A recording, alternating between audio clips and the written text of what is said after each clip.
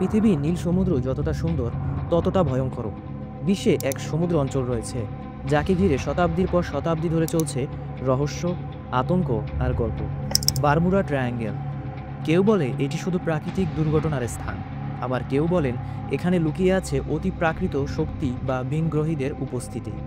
Bermuda triangle Atlantic মহাসাগরে অবস্থিত। এটি 3টি পয়েন্টকে কেন্দ্র করে গঠিত: ফ্লোরিডার মিয়ামি, বারমুডার দ্বীপপুঞ্জ এবং পুয়ের্তো রিকো। এই 3টি বিন্দুকে কেন্দ্র করলে যে ত্রিভুজ তৈরি হয় সেটিই হলো বারমুডা ট্রায়াঙ্গেল।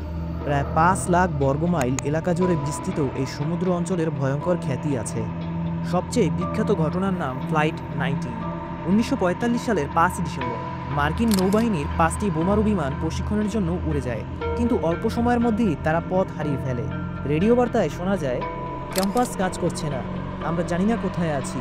এরপরই পুরো বহরটি চিরতরে অদৃশ্য হয়ে যায়।